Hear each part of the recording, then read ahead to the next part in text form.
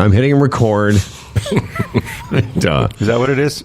Well, it's not syphilis. It's in the it's in the herpes. It's in the herpes family. Is it really? Absolutely. Absolutely. All that stuff is it's part of the. There's good herpes and there's bad herpes. What? There's good and bad herpes. I'm pretty sure that there's no good associated with herpes, is there? One of us. One of us went to fake medical school. I once had the good gonorrhea. Gonorrhea, let him go. There is, the herpes is part of a family of that type. Like, that's what a cold sore is. It's part of the herpes family. Mm-hmm. It's so bad herpes is the sexually transmitted herpes, which is only bad because it never goes away and reoccurs for the rest of your life. Shingles are part of the herpes zoster group of, it's the same thing basically. Chickenpox, they're herpes as well. Really? Chickenpox is? Wow. Chickenpox, it's all part of it. Oh, wow. So the big news is we're not on... I'm just wondering, can I post on the timeline or something? I don't know how to do that. Yeah, just post on the timeline. Just go and post, say, hey, we're not on Facebook today because Howard has to reset his code, and it's not resetting. Okay, I'll do that under the we're back tomorrow posting. Yeah. Okay. I mean, I don't know what else to do. I could start again. I could try and log in again. But I see now as I try and log into Facebook, log in as Howard Glassman. I don't know what my password is. And my login email goes all the way back to Easy Rock in 2008. So I don't have that email anymore. hhoward@easyrock.com. That was my... Wow. Yeah. That's an interesting question, actually, or maybe it's not. But I wonder how... Can you remember? I can remember my original phone number from 1047 Henry Street. Can either of you remember any of your original emails? No. Email addresses? What are you talking about? Yeah. I can't remember mine from... I couldn't remember my first one. I barely remember this one. Our first ones were through the Epstein brothers, weren't they? What were they? Yeah, passport. Passport, yeah. Passport. That's right. Passport. That was my very first one. Yeah, same with me. Yeah, me here. Me here too. Me here too. Here, me. That's great, Dan. The master of improv. Me here. I took the class. That's right. Dan. Dan's me hearing. That's what they say in improv, Dan. You're supposed to me too, or me. Yes, right. and. See? You're supposed to yes and. Dan misheard. He thought I was supposed to me here. That's really funny. Oh my gosh. I'm trying different passwords. All right. Yeah, I don't know if I was Freddie P at passport.ca or Fred Patterson at passport.ca. But yeah, it's out there. Yeah. And I had a Simpatico for a while. And yes. then went to Gmail. I've had Gmail for a long time. Yeah, the Freddie P at Gmail, that's got to be... Of course, Dan, I know you don't do Gmail because of Big Brother. Yeah. Hey, I guess Humble and Fred HR doesn't, or IT doesn't do that. But do you remember working for companies and every 4 to 6 months, you'd have to reset your passwords for the office? Have you ever had? Yeah, that's what they're doing now. The big corps. You have to change your password. And I remember the chorus ones. You had Fred.Patterson@chorusent.com, and then there was Fred.Patterson@edge.ca. Remember we had those, Howard? Come on. Yeah, sorry, I'm still trying to log into Facebook. Yeah, okay. Yeah. Well, here's the thing. Until I get the code, I'm going to have to give the face. Did you post and tell everyone we're not on Facebook? Well, I tried. I gave a reply to today's coming up on today's show post. I don't know how to post on your timeline without having to reply to somebody. I'm not proficient at Facebook, I guess. Like I can't create a post. Yeah. Well, I'm just going to. I'll text Mike and just say post that we can't be on Facebook today. Yes. Okay. Good. All right. Well, we're back now after the Easter long weekend. If you're downloading this program, it's Tuesday, April 2nd. I'm back in Toronto. We've got a couple of coming back from Mexico stories. Well, one anyway.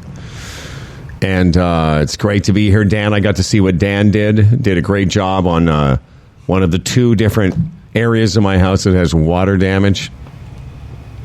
Dan, there was a lot of work there. Not that I didn't have any idea, but I didn't realize it was quite as extensive. Drywalling and insulation and all kind of stuff, Dan. See, when a toilet leaks, huh? I'm always nervous with aftermarket water stuff. Yeah. You like to buy your water stuff at the... No, I'm just saying. I know what he means. No, he bought that thing to wash his hoop when he's sitting down on the toilet, and anything that you add to your toilet with water, it's like, to me, it's just a ticking time bomb. And it was. And to be fair, it was a gift from my firstborn, and it caused quite a bit of consternation because when she gave it to me, my reaction was like... It was a terrible reaction. I'm just kind of like, well, okay. I was like, I wasn't super thrilled with it, and then she started to cry. Yeah, fantastic, fantastic. Papa doesn't get dirty bum. Papa doesn't get dirty bum. That's right. It was Is that the truth? Is that the truth? Fantastic Christmas memory. Yeah, yeah. And then the joke now is.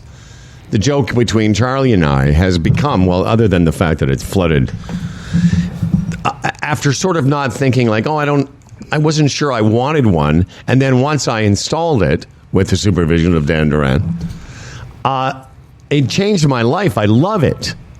I love shooting water into my hoop after I've done my business because you feel so clean. It's the way that people have been doing it for thousands of years. So I love it now. But a couple of things. Isn't it just the default thing at Christmas when your kid gives you something? You go, oh, that's great. Thank you very much. Oh, fantastic. Isn't that just yes. That's a default? Listen, I did. How could you wear that on your sleeve? I did all that. Or I just wasn't as thrilled. She just kept, because usually Charlie is like the greatest gift buyer. Charlie's the one that got me Spotify. Charlie's the one that got me a bunch of other things that I love. She got me subscribe. Well, it doesn't matter what she got me. But this particular gift, I wasn't as thrilled. Whatever it was. It became a bit of an issue, but the point is, after that, every time I've used it, for the first year I had it, I used to say to her, "This is the greatest thing anyone's ever gotten me," because it was. There is one down here, but I don't want to use it for various reasons. It's not a bidet. It's the hose with the thing. It looks like a shower head. You're supposed whatever. I haven't. What do you mean? It's on a hose? You have to hold it back? It's weird. Yeah, I don't know what that is. Anyway, I don't touch it. However, I'll tell you, the toilet paper is not very good down here. Yeah, I know. And I was laughing with Doug the other day. It isn't. It's ridiculous. As you drag, it rips. It's ridiculous. Anyway, and I say to him every night when I have a shower, it's like part of the shower is when I'm washing my hoop, feeling little bits of toilet paper in my crack. Yeah. I'm just being honest. And it's like, I don't know what to do about it because I'd have to get in the shower every time to wash my hoop every time I use the bathroom. But it's just weird. Like, I don't know what these Dominican people, they have. I don't know. Maybe their skin's different on their ass or something. But mine, it just grabs and rips and fuck. Well, yours is probably bad. your anus is probably so grizzled back there. Well, this is it. Eh? I don't think we've even started. We haven't really even started the show. We've just been doing pre-show. How many texts have you? I've already gotten texts from people wondering why we're not doing it on Facebook. Well, Boone has responded to me. I don't know if there's anything he can do. Probably not, but obviously. Maybe if he logged into the meeting and then he live streamed it, is that something you can do? I don't know. I don't. But he has to host the meeting to live stream it. It's not like he can take over. I'll tell you what we'll do though. We'll try and fix it today, but if we can't, I'll make sure it's done for tomorrow. In the meantime, Okay.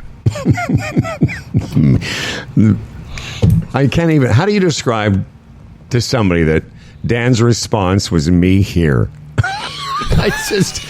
How do you tell that story? It's just impossible. It's like That's why you have to come here to get that kind of humor. oh my god. All right. Well, you know what? We're apparently on an up note. Let's begin this program. This episode of Humble and Fred is being broadcast to the world from our state-of-the-art Humble and Fred studio in Toronto. From Cabarete, food jewel of the Caribbean in the Dominican Republic, and from Peterborough at Lisa's dining room table next to trendy Black Sticks of Oz. I'm Dan Duran, broadcasting live from the Insert Your Name Here Zoom Theater and brought to you by the Retirement Sherpa, the Chambers Plan, Boron One, Bodog, and Lender's Choice Mortgages. And now here are two men who think the entire Trump thing, the fake moon landing, and the eclipse are all tied into some elaborate April Fool's prank. It's Humble and Fred.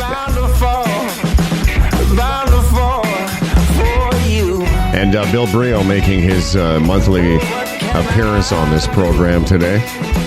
Also, we'll talk condos once again with Nick Innes. Listen, you're not the only one that, you know, occasionally toilet paper sticks to your poo cavity. It happens to everybody. This thing I've got, it's called the Tushy, and it's an aftermarket bidet. It fits on top of your toilet, and it works great. And for some reason, and again, Dan's coming here tomorrow, and I still don't understand how it leaked in such a way that it went through the floor into my other daughter's room, which is right below the bathroom. And Dan's been here in the house while I was away doing all kinds of remediation and repair. And you can't ask for a better guy to be on this job. Yeah, and the problem is it was a very, very small, subtle leak, but constant. That's the problem. Constant. For Howard's entire time away, probably. Day after day after day after day. Oh, not good. By the way, just so you know, with the Tushy thing, Lisa has them in both of her bathrooms here. They're great. And there was no leak at any of the points that were connected, you know, the hoses or anything like that. It was just an overspray kind of weird thing. It's a fluky thing. Yeah, I honestly, Dan, you've described it to me, and I don't want to get into it now because I found it confusing. But basically, Fred, there's a hose that's right. That you so all it is an apparatus. There's a little bit of like a knob. You turn the knob, and the water shoots upwards. And then you turn the knob off, and it stops the water down. So I'm curious, how is it that because when it's not shooting upwards, it's shooting into the toilet? I think it's like a pinhole leak. Imagine like pinhole leak in a hose, but there was no pinhole leak. It was just that the hose, the valve that closes it, didn't close all the way, so it was dripping into the tank. But there was something that was happening that it was getting over top the bowl. It wasn't like there was no actual connection. I defer to you because you have a better sense of these things. But I don't believe that was the source of the leak. Anyway, I don't. Okay. I don't believe you. I just don't know. Because physically, I don't know how it would overspray onto the floor. It doesn't matter now because Dan's repaired it, and hopefully it doesn't continue. That was one of two different places that Dan was here supervising water damage. So, you know, the guy knows what he's doing. Oh, Dan, he's on top of it. That is on top of it. Yeah. He's the guy you want. Well, Dan's still here. I just want to mention this German story, okay, because Dan's of German heritage. and I think it's very, very funny. And I think, have you heard about this German redesign of their soccer jersey? This story? No, I haven't. It's unbelievable. The font of, I guess you would call it, the font of the numbers on the shirt, 44 in particular. Uh-oh. It's as if you just took the swastika, right? Yeah. And separated it and made a 44 out of it. So, again, this is one of those things where in the planning stages, that didn't cross anybody's mind. You can see a picture of it, and it's like, how did that get by anybody? So now they've had to, here it is.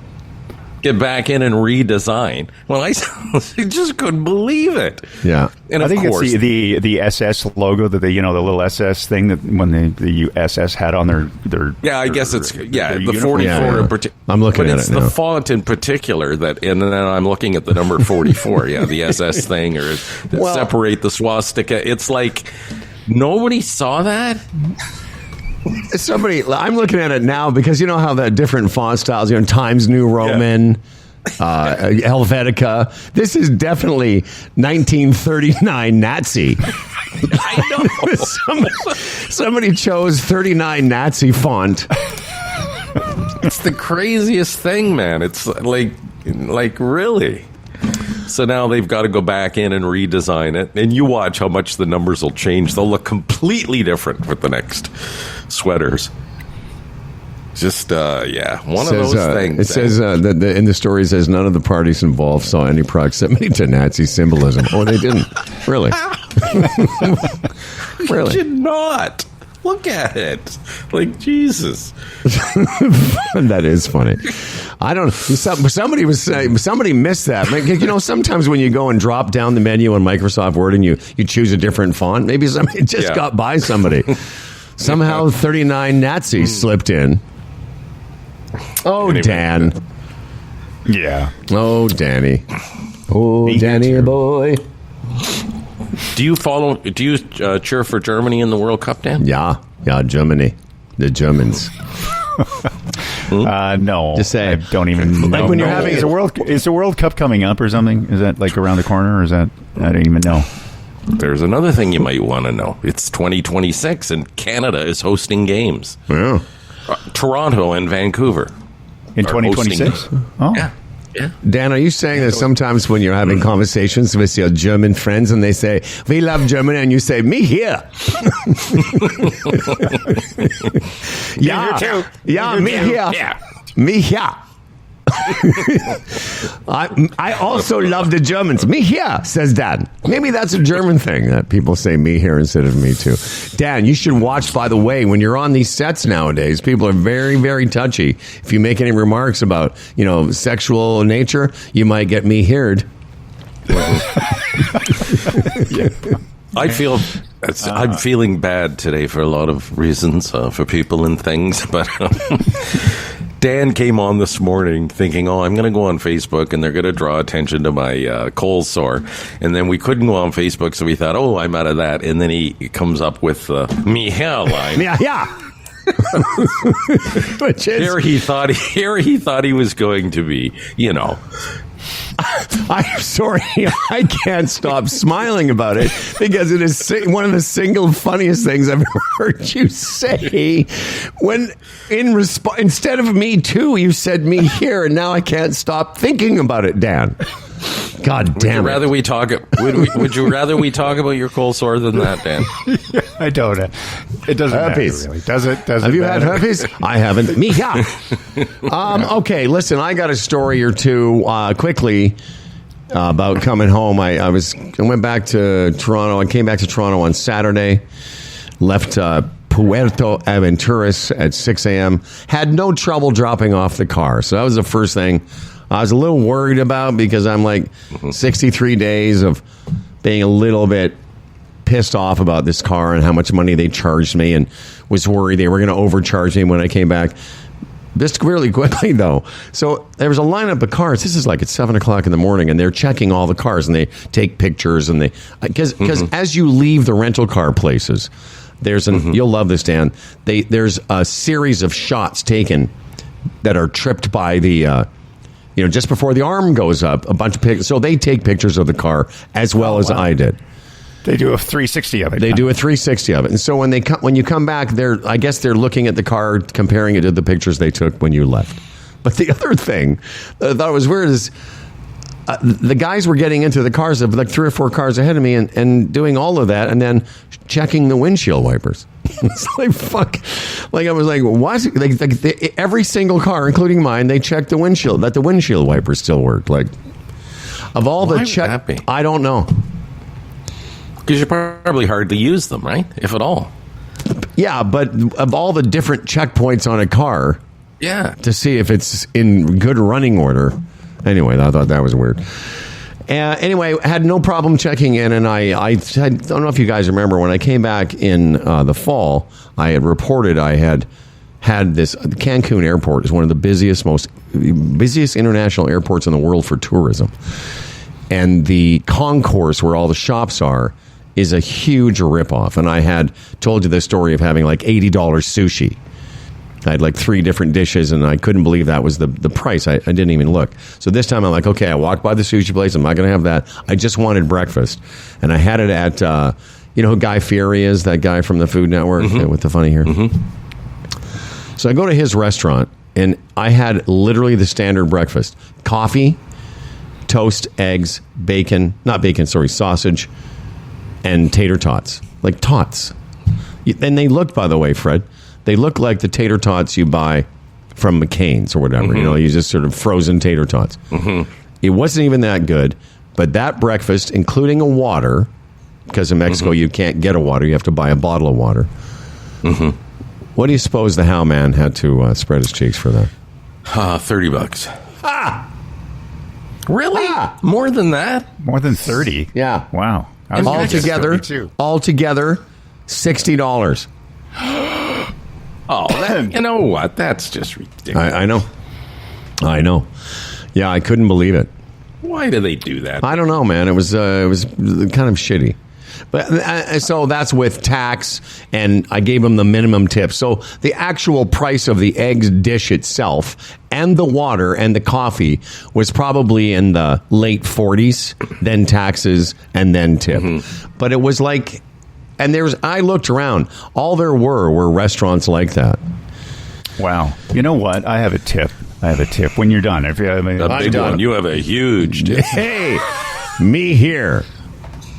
What I did at the same airport, because I got onto this, I found out that a lot of these VIP lounges now, or there's one specifically, a chain, I guess, of them, that you pay to get in for 3 hours or 4 hours, and you have everything's gratis, like the alcohol, the food, they make omelets, and whatever it is you want for that period of time, which I did when I was in Cancun, because I was there for a pretty long time, waiting, because I cleared everything like in 5 minutes. So yeah, and I got you there early. You had like 4 hours to wait, or 3.5 hours. Yeah, to wait. So but it was only like somewhere between $45 and $60. I can't quite remember. Yeah, you would have been better off going there and then just buffeting down on everything that they had.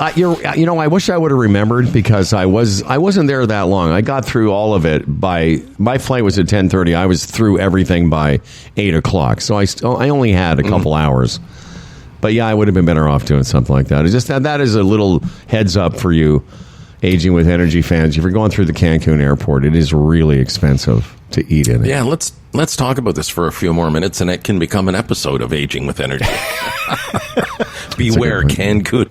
That's it's just, it's going to be a bit expensive, but when it becomes totally unreasonable, this Puerto Plata airport here in the Dominican, the little gift shops are really expensive, but the food, there's only a couple of options, isn't bad. In fact, there's a little pizza place. You can get a nice personal-sized pizza for like $11 Canadian or something. Mm-hmm. And I was pleasantly surprised when I was here in January going home. But I know it's like, that's way worse than Toronto, it sounds like. Absolutely. Yeah. I mean, first of all, it's not far off Toronto. But it's the most, those two occasions now in the fall and now here when I'm coming back a couple days ago, that's the most money I've ever spent in an airport for food. Uh-huh.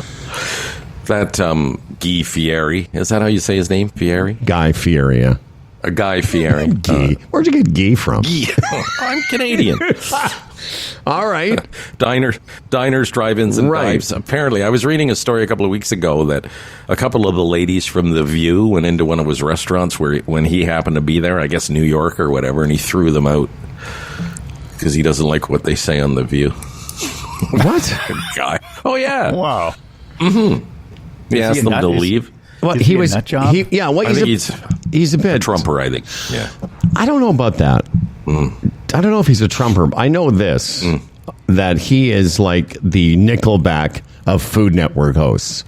And what I mean by that is he's very popular with the people that like him, but for some Right. reason he's become a bit of a punchline.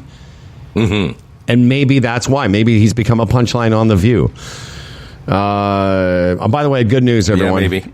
Good news. We're going back on Facebook here in a second, so just give me a minute. You guys talk amongst yourselves. Yeah, Oh, but right, apparently yeah. that Joan Bear and somebody else on The View, if I have the names right, they walk in. He walked over and said something like, "I would appreciate it if you ladies leave,"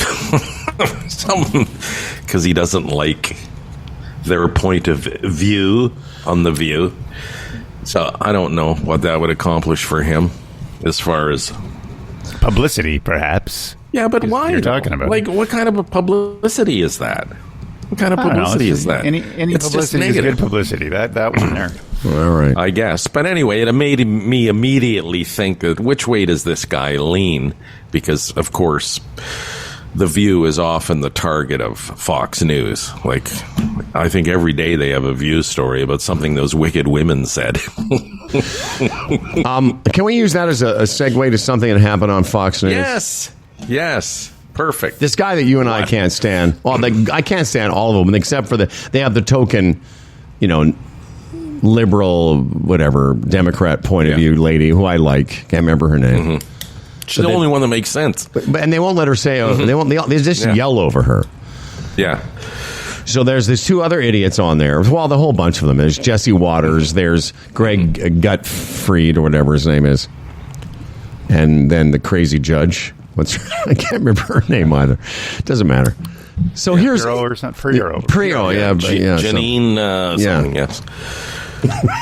I love. She looks like a plastic woman, right? She doesn't even look real. Oh yeah. You're right. That's a good way of putting Fucking it. weird, man. Anyway, I love it. I love when we have segments on our show when the three of us can't remember anyone's names. We don't remember anything. And then there's this We know guy, what we're talking and then about, that but- guy. But here's the story, and again, it's sort of under a heading that we've done before, which is they know they're lying, but they do it anyway. So the big story on March 31st, which was Sunday, which happened to be this year Easter Sunday, which changes every year. It's Easter Sundays on a different Sunday every year, but for the last 15 years, since 2009, it's been declared. It was declared the Transgender Day of transgendering.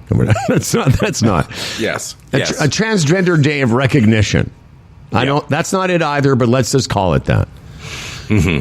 And so there's all these people on the right, not only on Fox News but on the Republican Party, etc., all saying, "How could the Biden people? How could the trans people? Why did they choose this day? They could have chosen any other day." And they know that's bullshit. I don't have the clip. I was going to find it. The clip of all of them yammering about this issue. When they all know that Easter moves around every year and this day wasn't chosen by the transgender community or Biden, by the way. Oh no, I know. Like Easter next year, I think is April 20th. Yeah.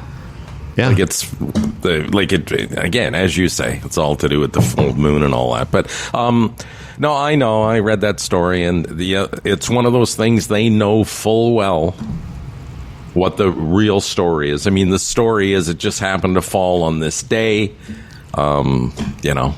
Whether you're for transgender, against it, whatever. But Last year it was on the 31st. The year before it was on the 31st. Next year it will be on the 31st. But they don't really want to tell you that on Fox because they want to feed your little tiny simpleton fucking brain with shit. That's what they want to do. Well, that's what and I don't post. I don't post a lot, but that's kind of what I posted this morning. I probably have the clip. What bothers me about it is, is the people that they're doing that for. The people that are soaking all that in, don't they have any, I mean, you've said this before, I've said it, don't they have any internal integrity at all? Because every single person on that panel knows that's wrong. And yet they go, so to go on, and again, we've talked about how these shows are run. There's a story meeting in the beginning of the day. A bunch of producers sit around, and they say, okay, what are we going to tackle today? And somebody brought that up and went, okay, let's run with this. Because their whole spin is outrage. Because the people that, and I'm sorry, it's two. Generally, the people that watch Fox aren't very bright. Right. They don't read past headlines, and they'll take whatever is fed to them and run with it. And they just sit there and they want to create outrage all the time because their audience is like 60 plus, and they're just sitting there on their easy chairs in front of the TV wanting to get pissed off at anything that's different. Yeah, and that's how they make their millions. And all the other networks that people criticize on some level, and some of it's justified, they have to share all the normal people. NBC, CBS, they do. Yeah. They have to share the normal people. Fox has all the idiots, the morons to themselves, and that's a sizable number in the United States. They make millions off it. Yeah. It's a business decision to be that deceitful.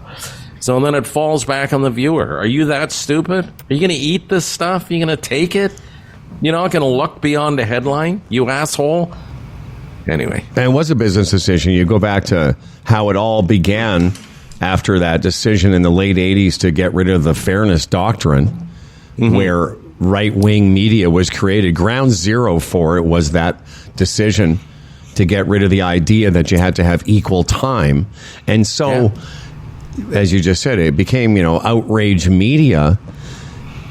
But somewhere in there, like when Jesse Waters, who was probably listen, as much as I think he's a twat, and same with that Greg douche, they're good broadcasters. Like, they know how to broadcast. They sit there looking in the camera. They know how to put together sentences. When the camera goes off and he's on his way home, he knows in his brain that he just bullshitted a bunch of dumb people again. Doesn't that make him feel anything? I don't want to say a rare breed, but they're a breed of person that, that Jesse Waters probably makes upwards of $10 million now because he's elevated through the ranks at Fox. And it's like, if I do this, I can become a very rich man, and I'm going to do it. Where another person, and I think generally, and again, this may sound silly, but I don't think you're going to find a lot of Canadians that would do that, because those people know every day they're hurting their country by telling those lies. They're dividing the country. They're spreading mistruths and misinformation that only hurts the country, but they're willing to do that to make millions of dollars. And again, maybe I'm naive saying Canadians wouldn't do that. But in Canada, you couldn't do it to that extent anyway. There would be some repercussions, but they that's exactly right, Fred. They check their ethics and morals at the door because they think that all the people they're broadcasting to are idiots and dumbasses, which is not untrue. But if they lead them along and say, "Well, okay, I don't care about them; they're idiots," the whole thing doesn't resonate as how much power they maybe even think they have. They love it, but they don't know, it's not that big of a deal. It's just TV. And I get the fact that it's obviously money motivated, and they've signed on for those gigs, the 5 and the Jesse Waters show, and Greg's got his own show, and they're making a lot of money, and obviously that's fine with them. Part of them would, if you had Jesse Waters on this show and said, okay, listen, let's just take this one incident. You're a smart guy. You went to university. You know that this has nothing to do. Like, I'm trying to find the clip because what he said is they could have chosen any other day, August, October, but they chose this day to spite the day that Jesus, all this stuff, which we all know. Everybody on that panel knows this is a lie. And they're all sitting there shaking their heads, except for the one woman who gets yelled, over all the time. And I'd like to ask him, I'd say, okay, on this particular point, how do you do that knowing that that's not true? I forget politics and that you're for a Christian fascist country, all that stuff. Let's say that's how you actually believe, what you believe. That's fair. But in this particular spot, you knew this was wrong and you went ahead and did it. Well, no, most of them know it's... Listen, I've often said about Fox hosts, it's got to be the easiest job in news broadcasting. And I put news in quotes. Because you can say anything. You can write anything. You can say anything. You don't have to back it up with facts. You don't have to back it up with any kind of research. You don't have to worry about the fucking idiots watching you actually going to find out if it's true. Yeah. It's the easiest job in broadcasting. And I'm sorry, if you're on NBC, ABC, CBS, it's different. You have to deliver news that you can stand behind because a lot of your audience will probably look into it. Like it's... Or your audience would question if you propose something as nutty as the fact that the transgender community chose the holy day of Easter to make their point. Another thing they do, that Greg Gutfeld guy, he does a talk show at night, and it's very political. Which is fine, because a lot of the other late night shows now in their monologues are very political because, Trump offers so much fodder. But they're calling Gutfeld the king of late night TV now because apparently his ratings on Fox are more than the other guys get on the main networks who come on at 11:30. Of course, Gutfeld comes on at 10. They don't mention that either. The other guys come on at, 11:30? Yeah. And again, all those guys at that time have to share an audience, and Gutfeld gets it all. And they call him the king of late-night television. Well, and again, you know how tiny his little brain is compared to, like, a Jimmy Kimmel or, or Stephen Colbert or... A Stephen Colbert or a John Oliver.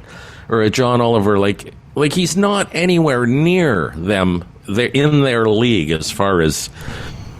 wit and humor and the balance of it. And anyway, just a little pet peeve. Well, it's like I used to say, Wheel of Fortune had way more viewers than David Letterman ever did. But don't tell me it's a better show. Well, exactly. All right. Well, that's just a little taste. Now we're back on Facebook. Everyone can just relax. Everything's fine. I've redone Did they send you the password or something? I did all that, yeah. They sent me the finally. So it finally came through. Oh, yeah. That was like 10 minutes ago. What were you doing? Yeah, I know, but we were talking about something. You didn't want to. I said you guys talk amongst yourself while I log back into Facebook here. Yeah. Oh, yeah. So they sent you a reset code. In other words, it finally did arrive. It did, and they sent it to me, and I did my password, and then I logged us back into the Facebooks. Maybe you should, change some of your contact details on that thing so it's easier next time around. You know what, Dan? That's very good advice, and I appreciate that. And pull off your moose jaw my email address, chab.ca or something. That's very funny. That's not me here funny, but it's pretty funny. Me here too. All right. Well, listen, we got Bill Brioux coming up. I got another story that I can save till tomorrow if we have a chance to. It's a story about how odd social media.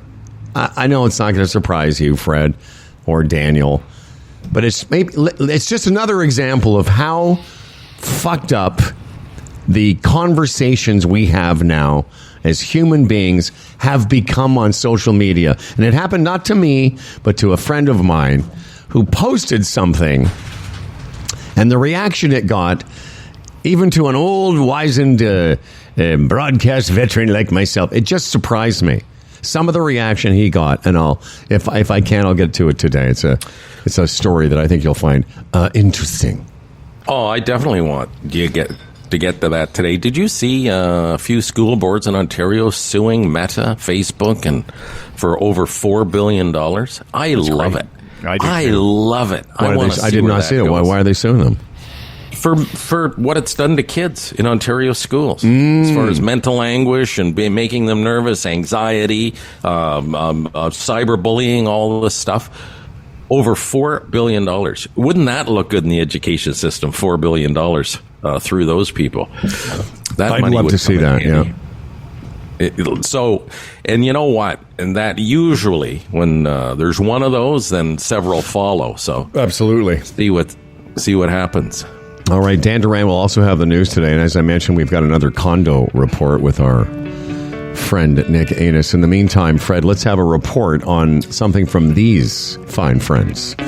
Well, whether you're a sports bettor, a horse racing fan, a poker casino player, Bodog, your number one source of online gambling entertainment, from their industry-leading odds, world-class sportsbook and feature-rich sportsbook, to their fully loaded casino and racebook, they've been providing Canadian players with an unparalleled gaming experience since 1994. The Blue Jays, I told you a couple of weeks ago, as far as the odds go, they were something like plus 1,200 to win the World Series. Off to a rocky start so far, up and down. Last night they were no hit in Houston. They couldn't get a hit. They lost 10-0. So again, the game before they won 9-2. So they're like a toilet seat right now, your Toronto Blue Jays. Anyway, for all your wagering needs, go to Bodog. It's a good thing they're not like a tushy and dribbling on the floor, causing a flood. I wanted to mention this story quickly because I didn't know when you were going to do the Bodog thing, but the Final Four is underway, and there's a Canadian. I'm just reading here. I love this stuff. I know nothing else. I know zero about what's happening in March Madness, but I read a story about a Canadian named Zach Edey or Eddie. You ever heard of him? From Toronto, yeah. He's racked up 40 points in his last game. He I don't know. It doesn't say. Purdue is who he plays for. Yeah. Is he NBA bound? I was reading about him yesterday. They don't think he's going to be an NBA player. He's not fast enough for the NBA. Wow. He's a centerman, huge centerman. And when they say fast, they just mean reactionary. Yeah. He's just that's the book on him. But who knows? Maybe a later round draft pick. Maybe the Raptors could take him for just because he's from Toronto. Who knows? And it mentions kids can mature. Yes, they can. And but reaction time isn't something you either have it, or you don't. There's another on the women's side of the bracket. It says Phenom Caitlin Clark. Is she Canadian too, or are they just mentioning her because she's out? Okay, so then we don't need to worry about her. All right. Speaking of phenoms, let's look at who we got right here in our on with the Zoomy Zoom. Yay! He's of course the editor and chief, also broadcast executive from Brioux.tv, news and reviews, and once a month he makes an appearance with the Humble and the Fred. Please welcome back to this program, William Brioux, Esquire. Good morning, Howard. Good morning, Fred. Hello, Billy. Hello, Billy. Billy. Let's get right. I'll tell you, man. I was reading your notes, and I'm like, seen it, watched it, agree with it. We got a lot of simpatico going because I've been watching a lot of TV the last little while. Let's start with something that I've started watching. I'm about 20-ish, 30 minutes into it. And I want to get your take on it, but I started watching the Steve Martin documentary.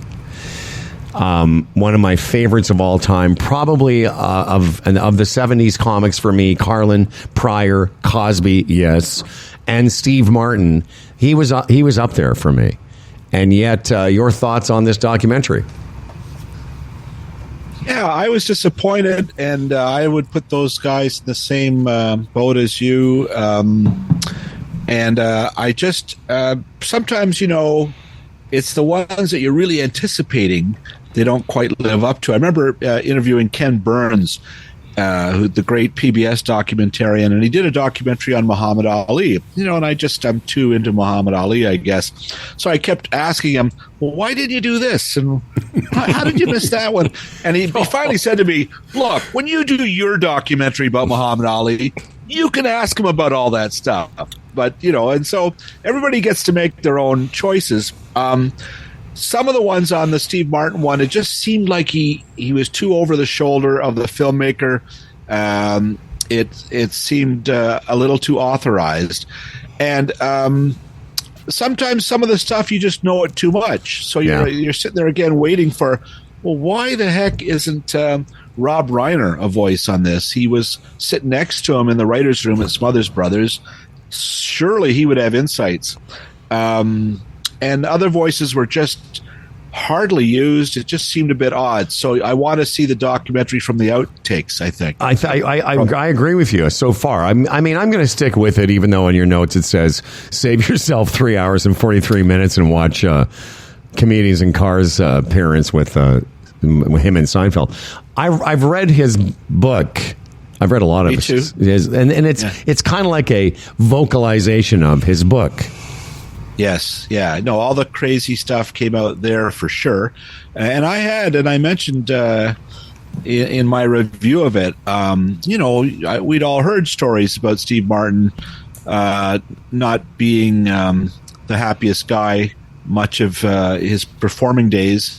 Fred, I talked to one of the producers of the Tonight Show, Peter LaSalle, who I was asking him about Letterman because he produced that show too. And I said, is it true that Dave is only happy 1 hour a day? And he said, yeah, but the one guy who's crazier than David Letterman is Jerry Seinfeld.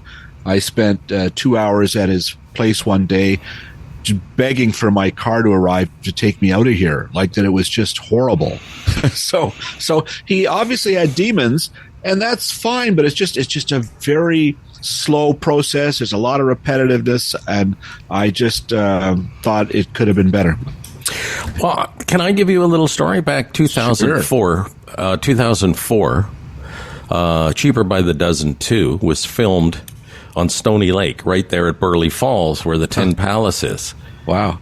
And him and Eugene Levy and the cast were sort of encamped in Burley Falls. Mm. And they came into the local restaurant there quite often. And they were fantastic with everybody. Like, there was no arrogance. And him and Eugene Levy would play handball behind the restaurant and everything. And all the reviews about Steve Martin, people approaching him, nothing but good stuff. So, for what that's worth, he was nice to the people of Burley Falls. Yeah, and I had been in situations where way, way, way back when one of my first press tours in L.A., he was producing the George Burns Half a Comedy Hour or something. It was like 1985. And this was right after, he'd quit already doing the stand-up shows, which were phenomenal. And people were already asking him, well, why aren't you doing stand-up anymore? And he was very accessible and fun in that situation too. But I honestly think the Comedians in Cars episode is more insightful because Seinfeld cannot accept that Steve Martin stopped doing stand-up comedy. That to Seinfeld is like cutting off your head, and he just didn't get it. And they discuss it while they're walking around and driving around and having coffee. And I honestly learned more from that episode about Steve Martin. Here's what I would say, though, for what it's worth, Bill, and I agree with a lot of what you've said. And I'm going to continue watching it, mainly because I was such a Steve Martin fan. If you don't know all these stories, if you don't know about the origin story, how he was a magician and how, he worked at Disneyland, etc., his happiest times of his childhood, as he remembers, were working at Knott's Berry Farm and these things. So, and if you don't know how big a comedian the guy was, he was the first stand-up comic to do like arena shows long before all these guys do it now. It's pretty commonplace now. Guys like, Russell Peters and although Seinfeld won't do arena shows, but that's a different story. But I'm interested in the idea that he was between 1977 and 1980 probably the most famous certainly the most famous comedian, but one of the most famous people on the earth because of a couple things. One was his album and the catchphrase, "Excuse me." The other was the Wild and Crazy Guys from Saturday Night Live. Like, he was part of that original group of people on SNL. And the fact that he stopped doing it is really one of those great show business stories. That he just had enough.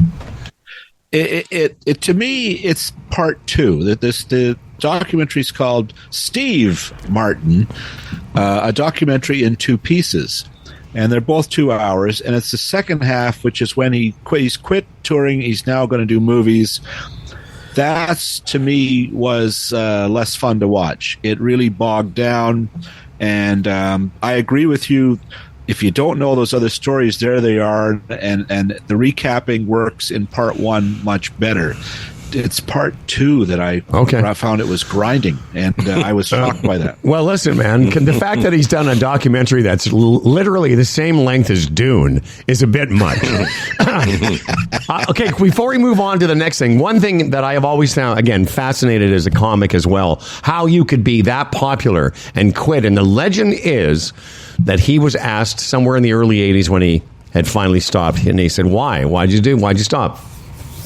He said, it took me my entire life to write those 2 hours. And I just didn't want to spend the rest of my life trying to write two more. Because, and as he says to Seinfeld on that Comedians in Cars, things started to go wrong. Like, his act really depended on props, and he really, ever since he was a magician, right? Yeah. And somebody didn't show up, and one of the props fell down, and he just thought, maybe there's something I can do where you can shoot it and then edit it and write about it and have and I think he just felt the process of making movies, and Only Murders in the Building is my favorite TV show, that he could just get it exact. And I think he's a perfectionist. He's an artist. He wants it that way, and he was a little bit suspect of doing stand-up live. Yeah. All right, let's talk about some of the other things that you've seen. I've also seen, but let's start with something I haven't. That sounds interesting. It's something on Apple TV called Franklin. Oh, my goodness. Yeah, it's coming up April 12th. This is a tremendous piece of work. It's basically Michael Douglas is playing Benjamin Franklin, which sounds crazy. Paul Giamatti, yeah, I can see that. But Michael Douglas, and he just looks like Michael Douglas with longer hair. But it's the story of Franklin in France. They've signed the Declaration of Independence, but they have a war now with Britain, and they have 3,000 guys with sticks trying to fight off the British fleet. And so Franklin is sent to France to try to talk this monarchy into giving Americans money to fight another monarchy. And you learn just what an amazing diplomat, and how he basically seduced the French. Anyway, it's shot in France in castles in Versailles, and the French cast there's more subtitles than I've ever read before. It's very authentic because you hear them speaking French. Usually it's guys with British accents trying to be the French guy, whatever. And it just, Douglas is tremendous in it, and it's very winning. And it starts April 12th. And at 8 hours, you'd expect that to sort of flag, but no, I was right with it. I've never seen a TV show that was so, really perfectly produced like that. It was wonderful. Cool. I'm sold, but there's only one problem. When you say Apple TV Plus, is that different than Apple TV, or is it just called Apple TV Plus now? Because I'm noticing even down here when I go to some of my things like, Prime and Netflix and everything, there's all these tiers now. You want to watch something and you got to pay a little extra to gain access to that. Like, does Apple TV Plus, is that just Apple TV? Like, what is that now? It's a good question, because I think Apple has a name problem. Because Apple TV Plus is literally, it's just their streaming service, like Disney Plus. It's not an extra level of their streaming service. It's just the streaming service. But it's confusing because Apple owns everything, right? So Apple TV is more the studio. They're more the Warner Brothers. Oh, okay. But you watch it on your Apple. Every time I do anything Apple, I have to look for my 15 passwords. And, but I think Fred asked a good question there, because I was looking down on my laptop and it says Apple. It says the icon is Apple TV. Yeah, I know. So I would be confused as well. It is. So as soon as I see Plus, I'm thinking, okay, I'll go to Apple TV now, and it'll be like, okay, if you want to watch this, it's an extra $7.99 a month or whatever the shit they're doing now. And you're right about Prime, because I've gone to a couple things, and this happened in Mexico, and I wasn't sure. I wasn't sure if it was because I was on a VPN or not, but there are certain things on Prime you go to watch, and you have to pay extra for them, even if it's a movie or a special. Let's talk. The worst, just on that point, is Warner Brothers, because everybody's we got to get streaming. We got the whole world's changing, and they have these brands like HBO, and they decide what do we call it? Well, I don't know. Warner's. Who's ever heard of Warner's? HBO. Yeah. Let's call it Max. Yeah, that's right. Are you guys crazy? Yeah, what was wrong with HBO for the last 35 years? Call it HBO Plus. Well, they paid millions to figure this out. Last time you were with us, you were talking about Palm Royale, and now you say not great. So let's just leave that alone, because I just want to get to a couple other things. The Gentleman on Netflix, I watched it. Okay. I did like the original movie. It came out in 2019, I think. Yeah. It's a Guy Ritchie jam, which I like. What did you think of it? Yeah, I did too. I thought Theo James plays the main gentleman who, he's trying to fix up this estate. It's very Guy Ritchie. It's as violent as you would expect, and it's as funny as you'd expect. Yeah. It's that odd mix. It's very aggressive. This guy, the gentleman, he has an idiot brother who keeps messing up. He's literally why this guy doesn't get killed 15 times. I was going to say that. By the way, I was literally cheering for him to get killed. I couldn't stand his character. I just wanted somebody to shoot him in the face finally. Yes, I know. Yeah. But I mean, which is part of the charm. Yes, exactly. But you know who I really liked? You know who was great in that? Because I didn't know anything about. I don't even know who Theo James is. But the young woman that plays the crime boss's daughter. Yeah, she is great, and she's great because I love her. First of all, she's juicy, but she doesn't change her character. There's no redemption. There's no her and he get together, even though there's a little bit of sexual tension there. But I just love the fact that she's a badass through the entire thing. Fred, it's one of those series it's easy to watch. I think there's 8 episodes, but it goes by quickly and it's very entertaining. And you'd like it, Freddie, because it's easy to follow. And it's just but I'm slow. No, but I was going to say, but I don't mean that. Although he doesn't like too many complicated. He doesn't. I know. No, I don't. I don't like to think too hard. He doesn't like a lot of flashbacks and doesn't like a lot of who's that guy type of shows. So it's very in your face and easy to follow. And you're right about that actress. I don't have her name at my fingertips. She's sort of a Barbara Carrera kind of character. That you're right, very flinty and. She's just a fixer and bloodless, and it's fun to watch. Yeah, I dug it, man. What else you got, boss?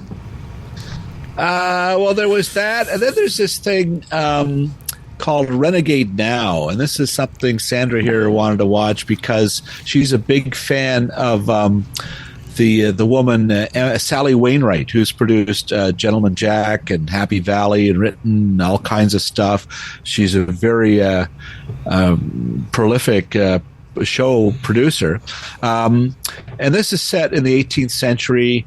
And it's kind of like if Guy Ritchie did a show for tweens. Which is kind of wrecked it for me. It was like watching an illustrated comic book kind of novel. Basically, there's a woman. She's a kick-ass 18th century woman, but very 21st century. And she inhales a little waspy thing that glows like a firefly. And it's the guy who played Nate on Ted Lasso. Right. Basically, he plays the wasp. Evil coach, yeah. Yeah, the evil coach. And when she does that, she suddenly, it's like Roger Ramjet taking his proton energy pill. She's got the strength of 20 atom bombs for 20 seconds. And she just constantly is getting hit on. And there's this way too evil guy who is the nasty McNasty. He almost twirls his mustache. And she, avenges their father's death and different things. So it's fun to watch on a cartoon level. It's just I watched one of them and that was enough. Well, I've got a couple for you guys. I wasn't sure I was going to, but now I was sucked in and I've watched the entire last season of Curb, including the second last episode. I watched it last night. Okay. And we've all talked about how awkward it makes you feel and how aggravating it can be. But because this is the first time I've watched it in a few years, you just forget how good everybody is on it. Mm. And Freddie, I don't know if I've said this to you before. You should just pick it up. I've seen a few. I've seen a few with Doug. Yeah. Well, especially the girl that what's her name? The girl that paid to have her daughter go in college. What's her name? Oh, yeah, she was. That was a great episode. So you're pretty close. Oh, it was a fantastic episode. Yeah. But you're only a couple behind. The one last night, I'll just say, I guess it's probably out there on the internet, but there's an appearance by fucking Bruce Springsteen. And it's wow. It's just crazy. And it's Bruce Springsteen, but in the Seinfeld Curb world, which is everyone talks like that. And when you hear Bruce do like that kind of talking, it's crazy. Wow. It's just very interesting to watch. I mean, you know how they do that thing? It's a tick and a tack. It's a thing and a thing. Yeah. And you got Springsteen. Yeah. When you fucking got Springsteen doing it, you're thinking, wow, that show is at a different level. So that was pretty cool. And you've been watching I shockingly haven't watched it yet. I'm shocked. I know. I should have been. I don't know what I'm waiting for. I'm waiting for a window to watch 10 in a row, I think. But I will get to it. Yeah, you'll love it. For sure. So I'm glad to hear that you enjoyed it. Howard, that episode where the guy was dying and there was the violin and the kid, Oh, yeah, so good. And then when him and Vince Vaughn had that conversation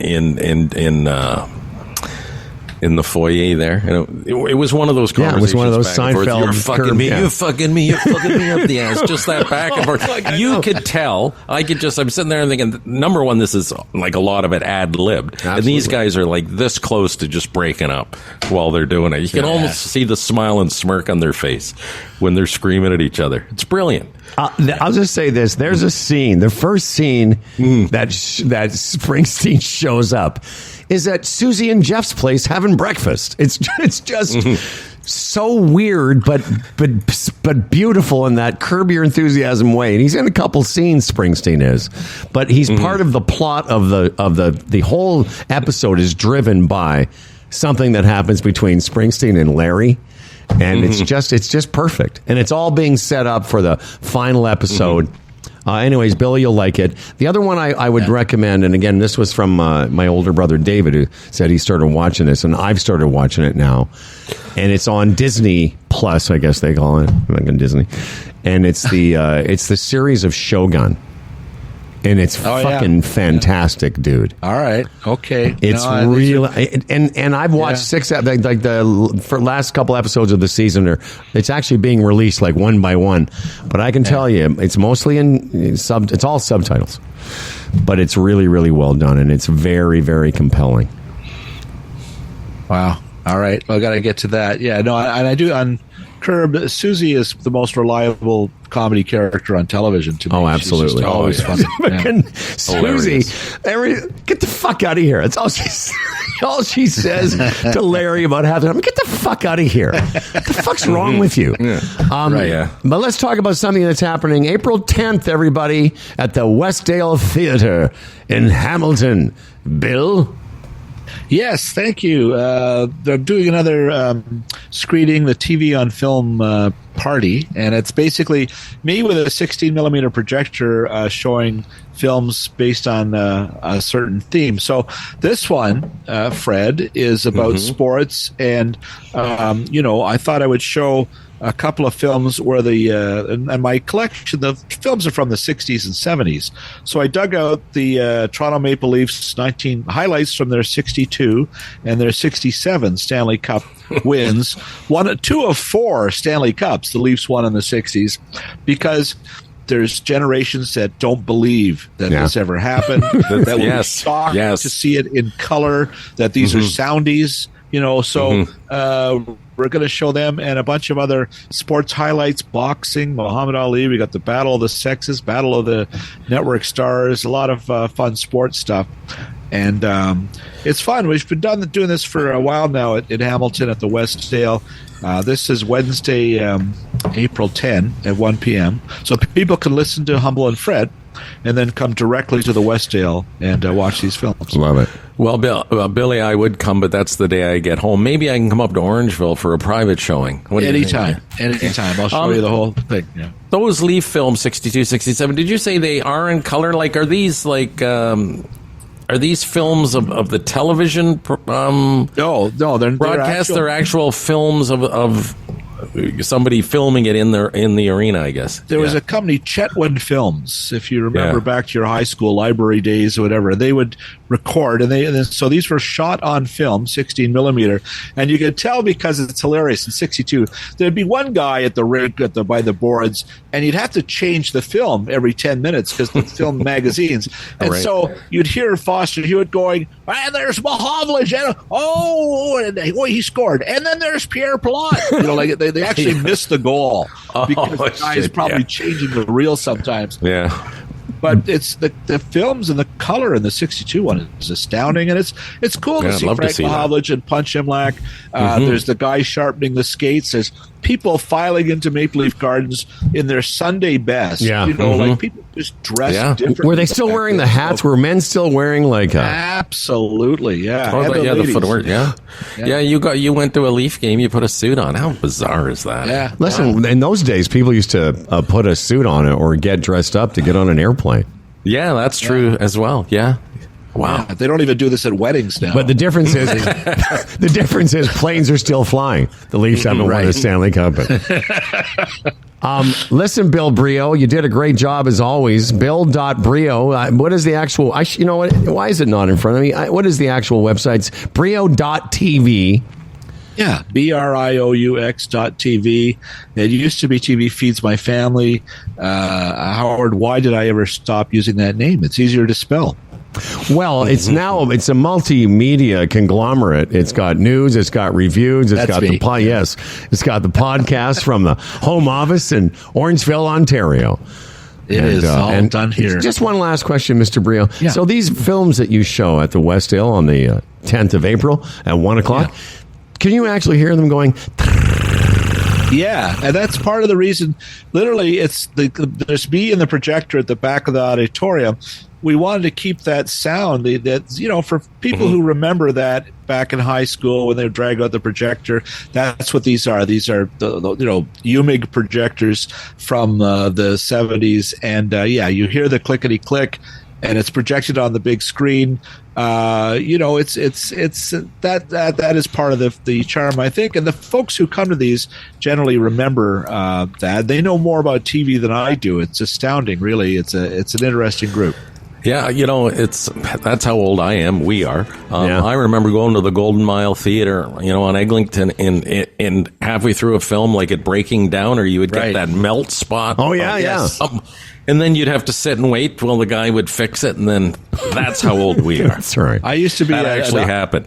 I was an usher in high school at the Kingsway Theater in Etobicoke, and I remember the projectionist was showing a James Bond film, and he got the reels mixed up. There'd be about eight reels, and so there's there's a boat going through the air, and then it's Bond's in bed with some babe. It just people were screaming. And the great thing about our generation is we would put up with that shit.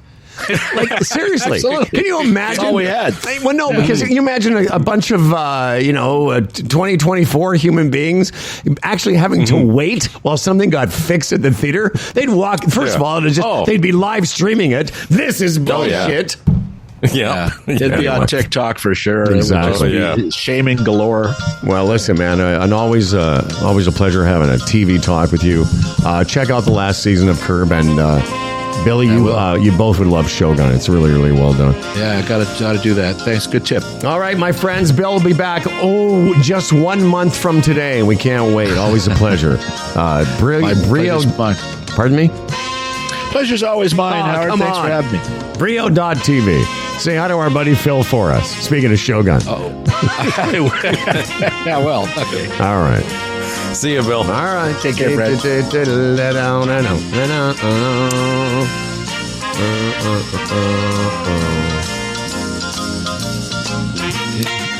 Yeah, I got to watch that Springsteen episode today. What Will do. Are you finished episode 8 yet?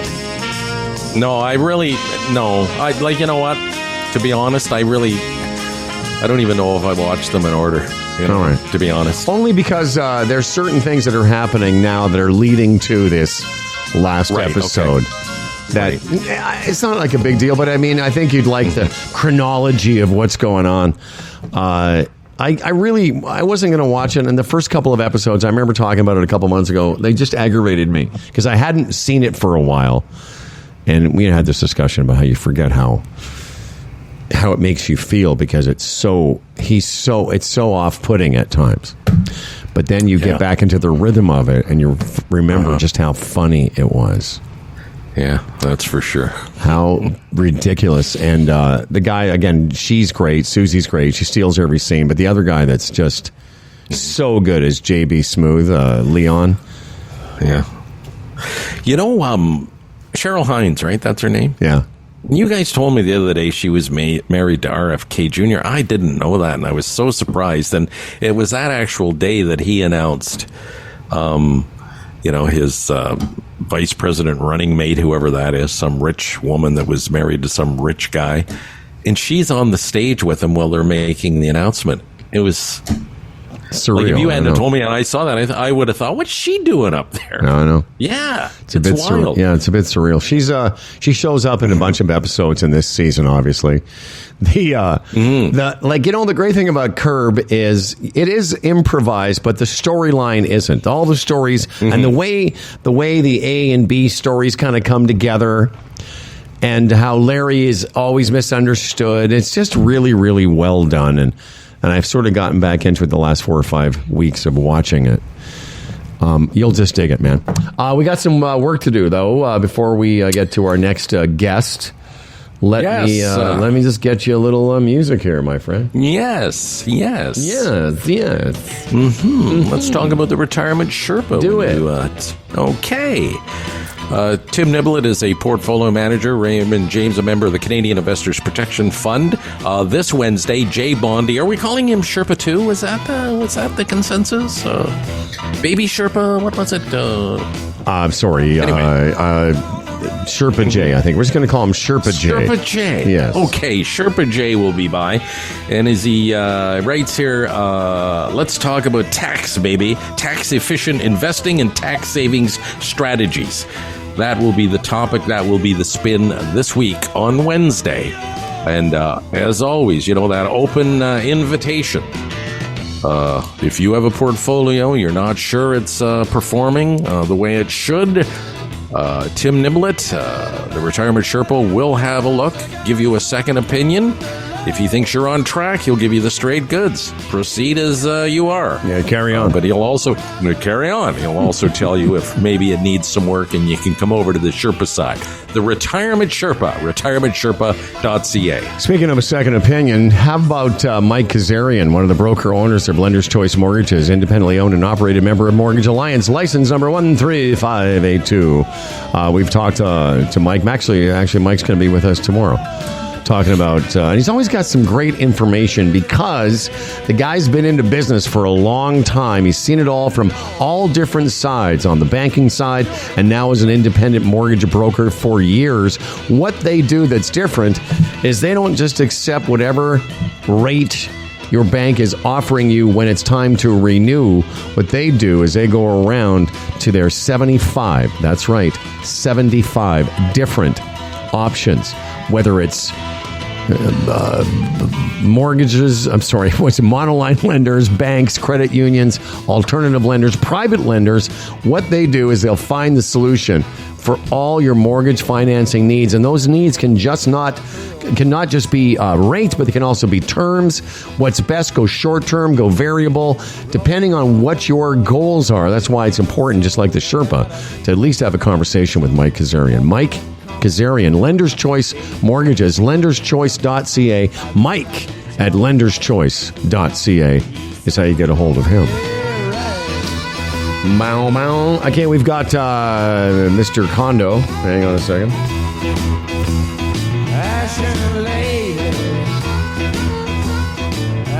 You know, you started off, before we get to Nick, you started off asking me what it was like being back. And you're coming back next week when it's actually going to be sort of some beautiful spring-like weather. Hope so. For me, Saturday and Sunday were fine around here. Saturday, Sunday, Monday, actually. But it's I went out this morning with Stan, and I got Charlie's dog, Billy. So I was out this morning for the two of them. And it's the first time since I've been back that I sort of felt, oh, yeah, this is... Now I remember. This is what it feels like to be cold. It's supposed to be like 70-kilometer-an-hour winds today, and then tomorrow just raining here. So you did well staying there now. Oh, yeah. Apparently it's supposed to be shitty through Thursday, and I'll be home early next week or Wednesday morning. But, yeah. So it's been good. Yeah, very nice. And you're still enjoying Cabaretti, the gastronomic jewel of the Caribbean? The weather here is perfect. As I told you, the food has been really a highlight. It has been. Like, even last night, we barbecued, and I went to the local grocery store and got these chicken breasts. The chicken down here tastes different than it does at home. Oh, yeah, because it's Cabaretti. No. You know what I mean? It's not It's not full of all the shit that you get at home. No, I know. It's a different color. It's just so natural and tasty and juicy and just wonderful. I don't know why you're ever going to come back. You just can't live in Cabaretti. Well, I'll come home. Yeah, I don't. And I don't know how much weight I've gained. I've gained a bit. We'll see when I get home. Oh, I weighed myself when I got back. I've gained more than a bit. I've gained probably 3 or 4 pounds over the winter season. With all that golf and... Oh, yeah. Wow. Oh, yeah. Well, because, I ate tortillas for every meal. You'll come back to Toronto, get your stuff, and then go back to Cabarete. I'm just waiting for Nick to sign in here. He's... Hello, Nick. I'm here. All right, hey, buddy. There we go. Oh, here I am. Let me get you some music, man. Let me get you some music, baby. Here we go. Yeah. Oh, it sounds Nick Innes is the founder. I'm sorry, you go ahead. No, it's my kind of music. I knew you'd love this. Nick Innes is the founder and CEO of Fusion Corp Developments. FusionCorp.ca is the author of Building Toronto's Skyline. I was thinking about you because I got back to Toronto a couple days ago, and I live in the Queensway. Imagine an area between like Royal York and Kipling, and just driving around the neighborhood, Fred, I'd forgotten how many cranes are in the sky here, baby. Just crane after crane, condos going up. And I thought, well, maybe Nick will have some perspective. I know you've got your project in Orangeville, but as a perspective on condos in general, this area of the city is about to explode, is it not? I know the area well because I grew up in Etobicoke, actually. So right around that area, they've been redeveloping it for quite some time. So it's first started off with the theater right at Queensway and Islington. Yeah. And they started some projects there right in that area. They've done a few on Queensway and Royal York, like the Hive. The Hive is an interesting type condo, and I think the other one is just on Islington. Loggia Condos is a big one that was done by one of the developers out there. And then we further to the west is the old theater and everything like that. And there's right at Dundas and Kipling. So they've redeveloped. There's a ton of there's a ton there. Absolutely. But there's four. Listen, I don't know if when's the last time you visited this. There's 4 or 5 of them that are popping up around here within a few blocks of me. Yeah, Right. It looks like it. Queensway at Islington. There, it looks like it's going to be like eventually like a little community there of Yeah. they have out in Mississauga where they become sort of communities So unto what- themselves. Yeah. Where it starts is they start doing like the city does rejigs their official plan, and then they do urban design studies and studies relating to certain streets where they'll allow larger density. So Yeah. Queensway is one of those areas where they allow a lot of additional density. So here's my question, because we can get to why a person would want a condo to begin with. But let's say, hypothetically, a couple of guys owned a property in an area like this. Would all the influx of condos being built and communities being erected, as Fred said, being created, I should say, would that only bode well for property values in general? Oh, for sure. But your property is worth something in terms of there's a lot of factors that affect the value of a property. But in order for you to really achieve the value in that property, you have to have a certain approval process. You get site plan approval, your property is going to go up significantly. So, but as is, it's going to be assessed at the value that the market will obviously bear. No, but I was also just saying, like, I own a building here. Fred and I own this building, a townhouse. There's 14 units in our building, and these are unique live-work townhomes that are massive compared to the average square footage of condos around us. I can only imagine that all this influx of human beings is going to make our property go up. Yeah, I would say so. Yes, for sure. What about your properties, Nick? What's the latest on Orangeville and your spinning where you're at? Well, that's great. So Orangeville, still we're getting ready to launch the project shortly. And last time we were talking about the Orangeville project, and I started touching on modular construction. And what I think is really cool about the Orangeville project is it's a total precast building. Have you guys ever heard of that before? No, not really. Explain. Okay. Well, you know what precast is. I'm sure you know that's basically concrete. They prepare it off site, and what we're doing is while we're in the ground, we're going to be all the precast elements. They're going to start manufacturing all the precast elements off site, and that includes like the superstructure, which is the structure above grade. You know how you see that skeleton of concrete above grade? Well, they do that in precast instead of pouring it with concrete on site. And it's erected very quickly, and it's utilizing a single source trade. So you don't have like formwork and the steel guy and then the electrician and the plumber. You just basically, it's only Stubby's precast at that point. And it's very quick, and it's a type of modular construction that we've been exposed to in the last couple of projects, and we're going to be pushing for that project in certain conditions. So it's almost like building blocks, you're saying? Yeah, I mean, if you want to put it that way, yes. Yeah. So, wow. So that's what it is. So you put it together like building blocks, I guess, and we love it, and it's good for projects that are sort of medium size, maybe up to 20 to 25 stories, and also it's really, really good for projects that are out of town, out of the GTA area. So somebody listening, as I mentioned last time, one of the reasons we have Nick on is to get a perspective on condos in general and how this city is, whatever neighborhood you're in, you're seeing cranes. Of course, the project in Orangeville, go to 60onbroadway.com to find out more about that one specifically. And just before we let you go, just once again, maybe a bit of perspective on how, for younger people that are, maybe can't price themselves out of a standalone home, how much better a condo can be in terms of getting your money in the market. Yeah, well, like we said last time, I think it's a great starter investment. It gets people into the ownership market. If you buy at pre-construction prices, you're definitely going to make some money there. And it's good for young people who are single, maybe they don't have children. And it's a great way to invest in some real estate and get in the game like we talked about last time. All right. Excellent. And get in the game, find out more, fusioncorp.ca. That's one way. And pick up Nick's book, Building Toronto's Skyline.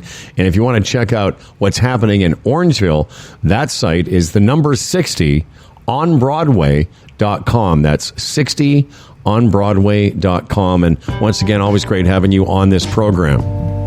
All right, guys. I look forward to our next chat. Okay? Peace out, my Nick, brother. good to Take see you, care. buddy. I'm going to bring some serious stuff to the next Dude, next call. You're Okay. crushing I'm going this. to blow your mind. You are crushing this. Yeah. Going to blow your minds away, guys. All right. Okay, Gotcha. right on. There's Nick.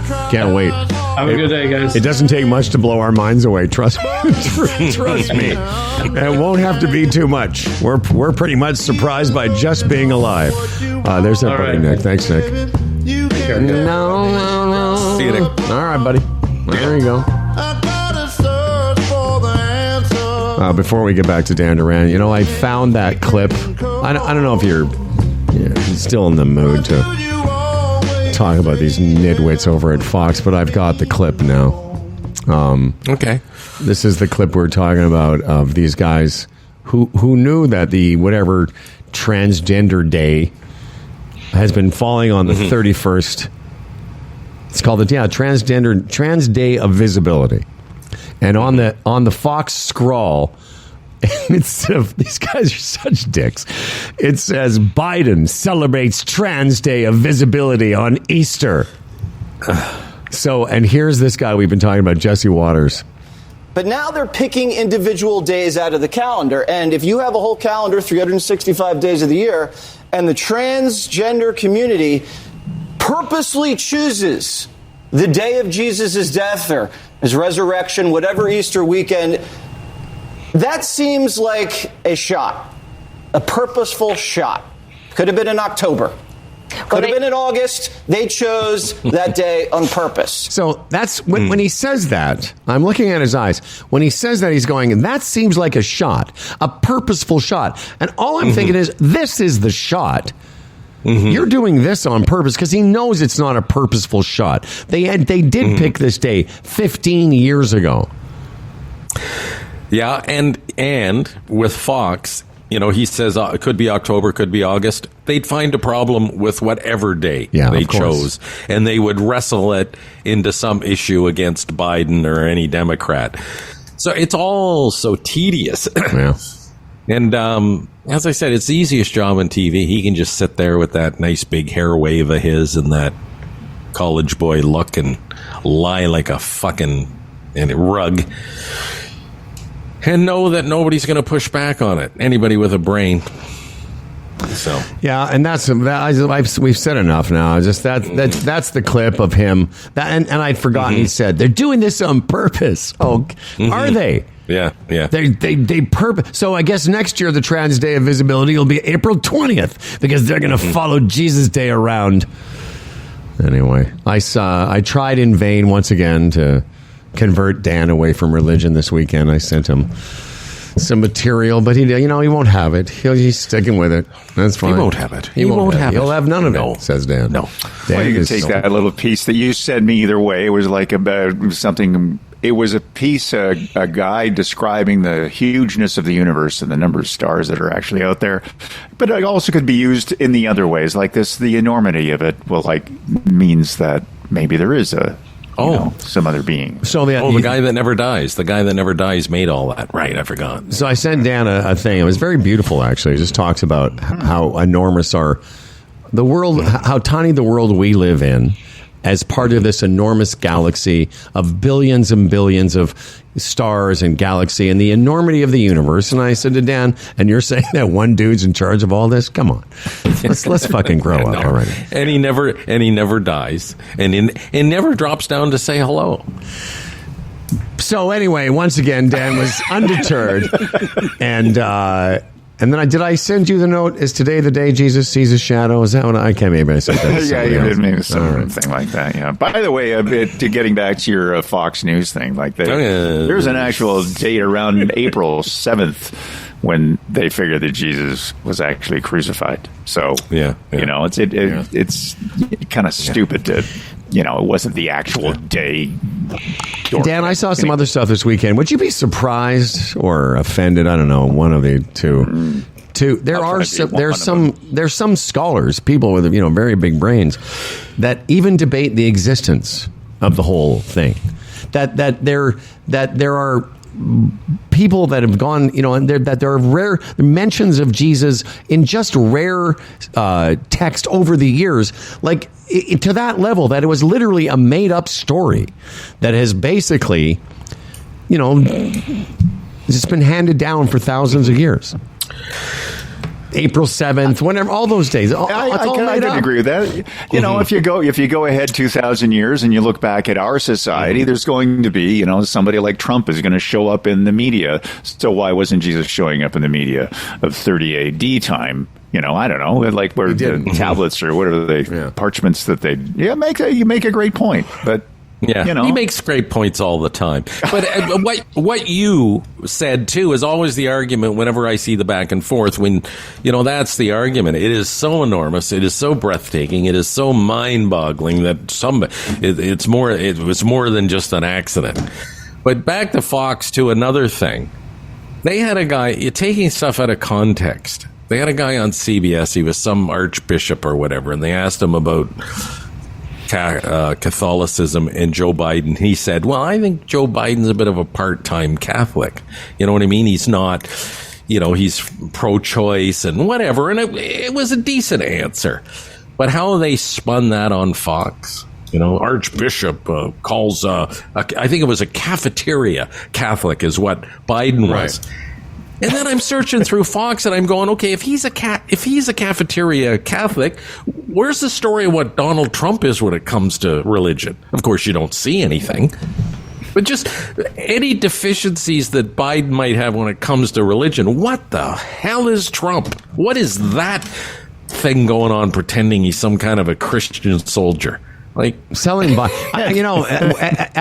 a phrase oftentimes people use on social media. I was this years old when I learned, or they'll say this phrase: "We're at the Donald Trump is selling Bible stage of the fucking eventual end of all things." But just getting back to the enormity of the galaxy, here's another great point. You're gonna love this.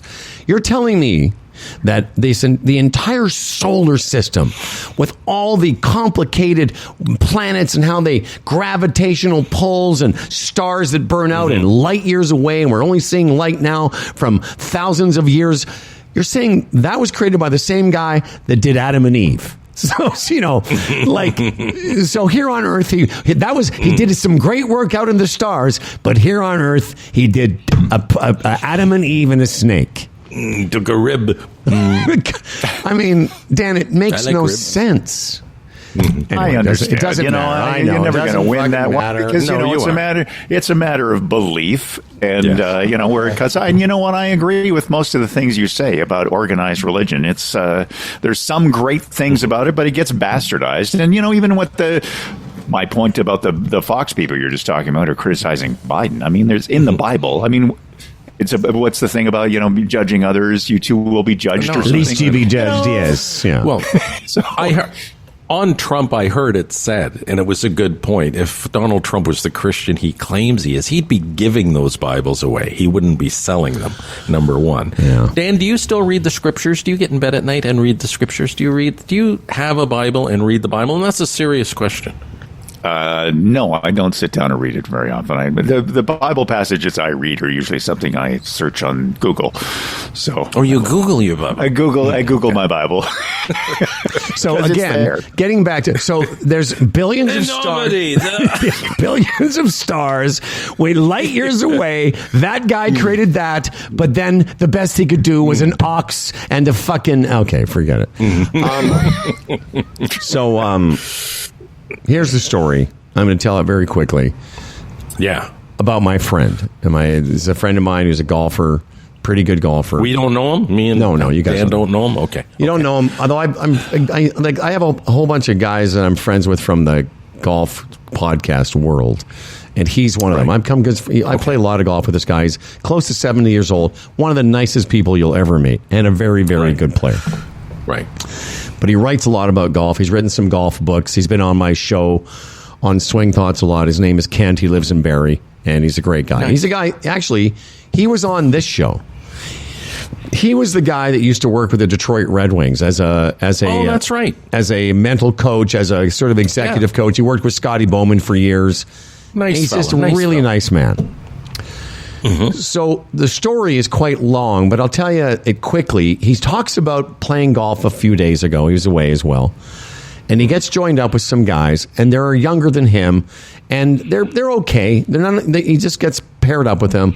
But one of the guys is just fucking going crazy the entire round, just fucking terribly pissed off, throwing clubs. I know, just like a young Howard Glassman. But let's aside the point. And this guy's fucking losing his shit all the way around. And Kent's the kind of guy, it's like, that's kind of not why a lot of what he writes about is how that behavior is just so goes against kind of having a good time and playing well. And he goes on to tell the story. And this what I'm telling you isn't about this. At the end of the round, Kent's going to putt out last. And Kent, this is a 70-year-old man playing with some 30-something kids. And this guy, the guy that's been fucking mad all the way around, goes to tap his putt in 4 or 5 feet and gets so mad that he fucking throws his club sort of backwards and hits Kent in the fucking head. What? Hits him in the and as Kent writes, it wasn't so hard that it knocked him over, but he used to play a lot of hockey. He said, I've had head injuries before, and I was it put him to the ground anyway. Yeah. So he writes this, and it's one of those Twitter stories or X stories where you can just keep adding. It's it's a long story. It's not just whatever characters. It's quite a long story. And so I follow Kent, and I see this, and I'm instantly like, oh, dude, are you okay? But here's the thing that I wanted to say about this whole idea. First of all, he's fine. There's about 250. I'm looking at it now. 257 comments, 800 likes, thousands of views. And I start scrolling through some of the comments, and they're all like, hey, glad you're okay. And because Kent and I know a lot of the same guys, I see a bunch of the guys that we know. Hey, glad you're okay. Sorry this happened to you, etc. Holy shit, glad you're okay. This is kind of the thing. And then I see this. The fact that this is the part that as I mentioned earlier about how the world has changed. Because what other response other than glad you're okay could there be? Especially as he's described 4.5 hours playing with a guy who was a fucking asshole, who eventually got so mad he hit my friend in the fucking head with a club. Right. My goodness. Yeah. And then I see this comment. Right after a bunch of dozens of glad you're okays, it goes, the fact you felt compelled to write all this tells me all I need to know about you. Oh. And I'm like, what? I wrote, I'm actually curious. What does that tell you about him? And then I said, the fact that you misspelled two tells us everything we need to know about you, you fucking asshole. Because he spells two, T-O-O. And then the next comment, I'd play with that guy over you any day. And I write, and I'm like now defending my friend. I go, so you'd rather play with the guy that whined the entire time and smacked the guy in the head? I'm absolutely sure I don't understand. And I don't. I don't understand how there could be any. The next comment, you sound as bad as him. I write, how does the guy who got hit in the head sound as bad? Wow. And then I just stopped because I just couldn't understand how you would have how there could be another opinion, which is why I set this up I thought you'd be interested in the story. But to me, the story is where we're at in our public discourse now is so fucking weird to me. Well, part of that could easily be that the incentive to create controversy creates traffic. So it could have even been an AI something or other that did that, because they're just trying to get something going so that they can, get more exposure for their. It's a really weird. The whole social media thing is such a weird, incentivized product that that kind of thing starts happening. And you're right. It's ridiculous. Wow. Here's a guy, because Kent said, the guy, he hit him in the head, just narrowly missed his temple. Here's a guy saying, wished he'd found the temple, to be honest. Yeah, it's crazy, man. Yeah, that's why I hope they all get sued for the 4.6. And guys, what scares me is what's going to change. It's not going to get any better. I noticed this thing on Facebook recently too, where it makes some outrageous statements, says you have to read the first comment to get the story, and again, it's for clicks and the business. It's become what Dan was just referring to. As long as money is involved, there's people, we see it all the time, willing to do anything. The guys on Fox, if money's involved, they're willing to do anything. It doesn't matter how much of a detriment it is to society, who gets hurt. Like, look at your buddy Kid. I wish he would have got it in the temple. It's like, where does it end? Like, we all listen. We've had a million discussions about. Of course, they're sitting behind a keyboard, and it's really easy to be. But even behind a keyboard, yes. Here's a guy saying, here's another guy. At my stage of life, I don't need to read the longest tweet in history by a guy complaining about another guy. Like, you felt compelled to write that. And I know we always say this too. I'd love to talk to that guy or any of these guys and go, just explain to me how you took the side of the guy that hit my friend in the head. How would we have that discussion?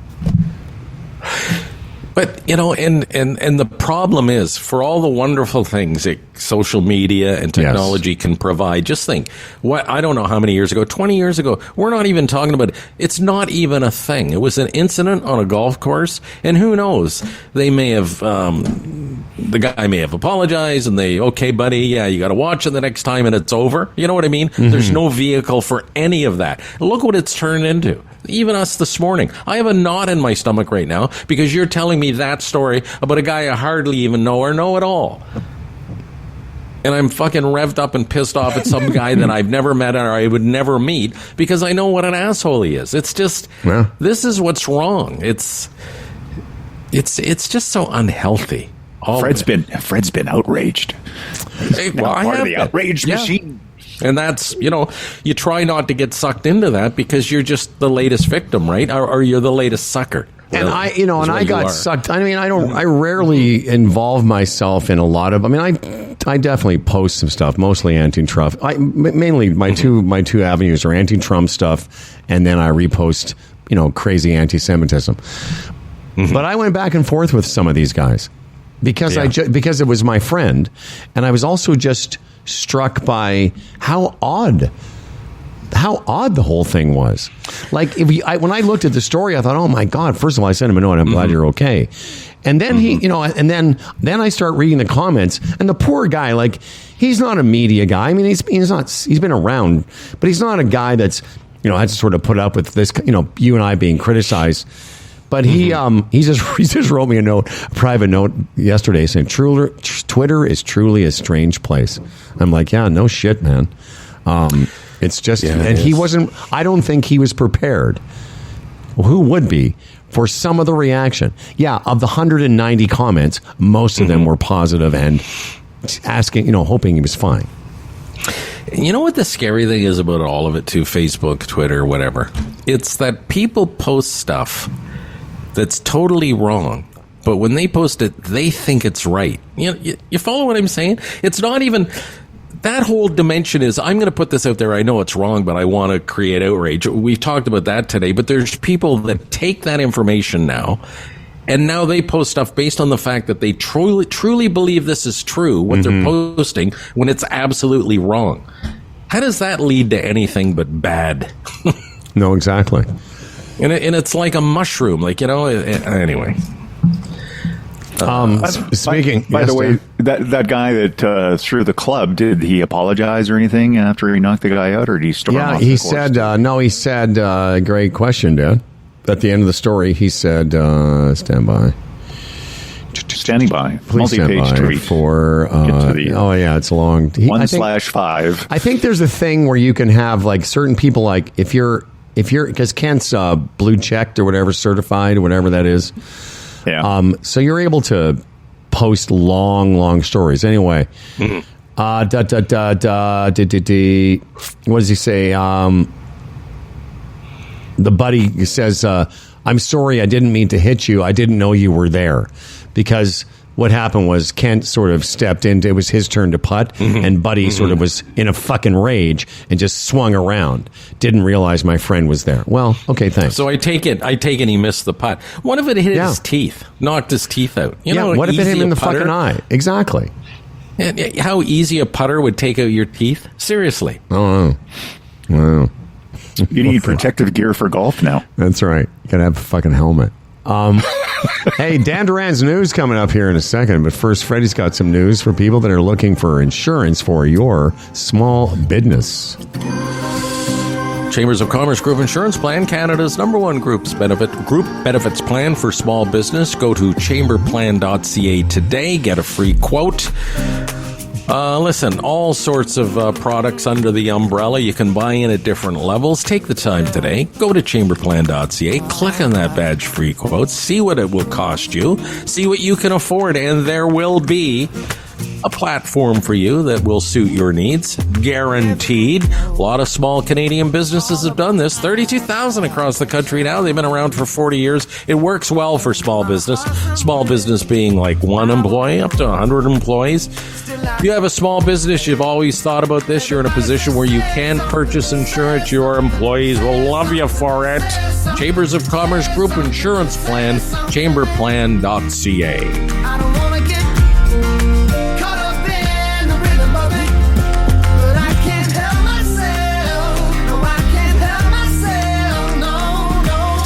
All right, well, we started off a little rocky, but it's all, it's been smooth sailing once we got the Facebook password reset and